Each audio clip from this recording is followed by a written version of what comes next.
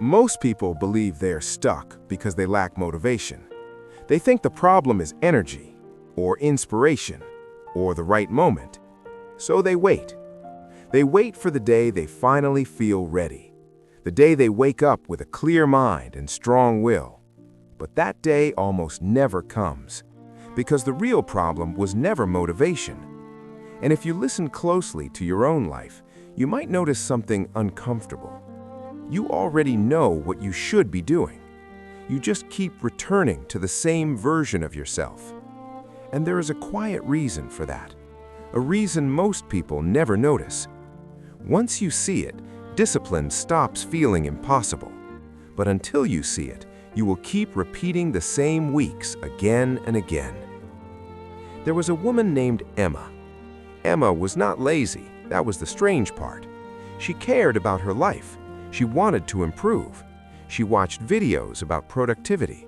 She saved posts about habits and discipline. Every Sunday night, she felt a quiet wave of determination.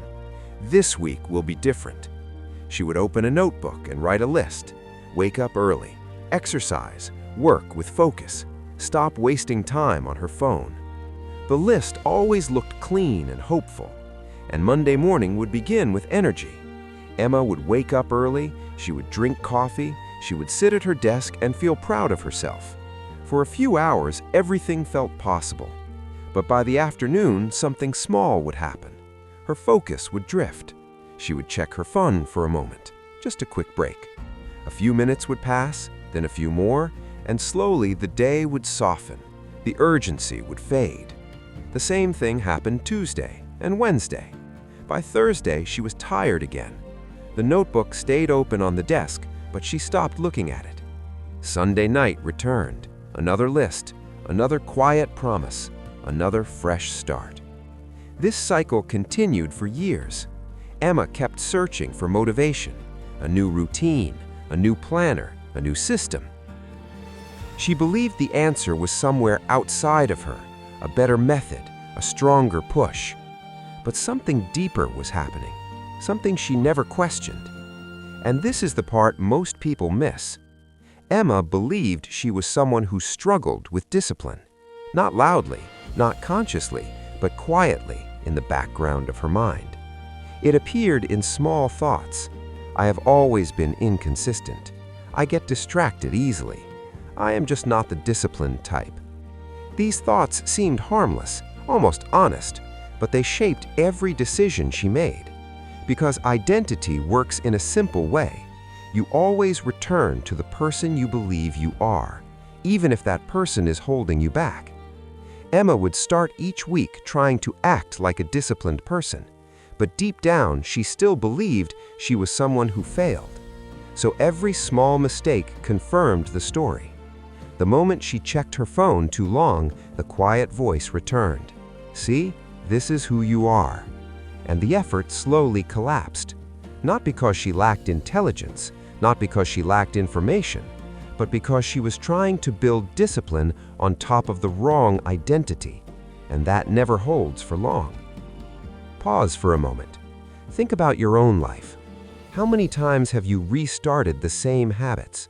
How many times have you told yourself that next week will be different? It's easy to blame motivation. It feels logical. But motivation is temporary. Identity is permanent. Emma did not realize this until one quiet evening. She was sitting on her couch after another distracted day. Her laptop was open. Her to-do list was unfinished again. Nothing dramatic had happened, just another normal day slipping away.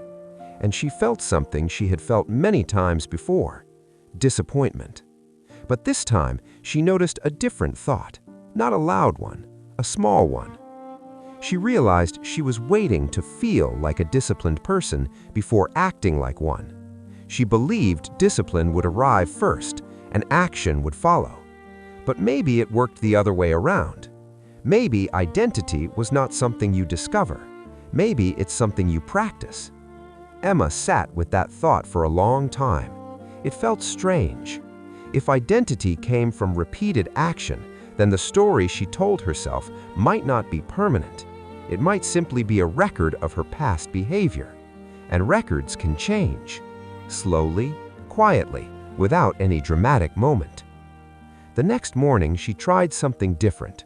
Not a new system, not a complicated routine, just one small decision. She woke up and went for a short walk. Nothing impressive, 10 minutes. But she paid attention to something new. She didn't tell herself she was trying to stay motivated. Instead, she told herself something simple. This is what a disciplined person does. That sentence felt awkward at first, almost false. But she repeated it the next day. Another walk, another small act, then another. Some days she still got distracted. Some days she still wasted time. But she stopped using those moments as proof that nothing had changed, because she had stopped asking the wrong question. She was no longer asking, "Do I feel motivated today?" Instead, she asked, "What would the disciplined version of me do right now?" And then she tried to do the smallest version of that action. Not perfectly, just consistently. Weeks passed. Nothing dramatic happened. No sudden transformation. But something quiet began to shift. Her days felt slightly different, more stable, more intentional. The phone still tempted her. Comfort still called her back. But the old identity started losing its grip. Because every small action was a vote for the person she was becoming. This is the part people misunderstand about discipline. They think discipline creates identity, but the truth is more subtle. Identity grows from repeated evidence. Every action sends a signal to your brain. This is who I am, and the brain listens carefully. Emma did not become disciplined in a single moment. She slowly collected proof. One walk, one focused hour, one evening without distraction. These moments were small, almost invisible, but they built something powerful, a new story. Eventually, Emma noticed something surprising. She no longer waited for motivation. She did the action first, and the feeling followed later. The curiosity from earlier now becomes clear. Motivation was never the answer, because motivation depends on mood. Identity depends on evidence, and evidence is created by action. Emma stopped chasing the feeling of motivation. She started practicing the identity of discipline, quietly, imperfectly, but consistently. Now pause again, because this story may not really be about Emma. It might be about you. Think about the identity you carry every day, the quiet label you repeat in your mind. Maybe you believe you are someone who procrastinates, someone who lacks focus, someone who always falls behind.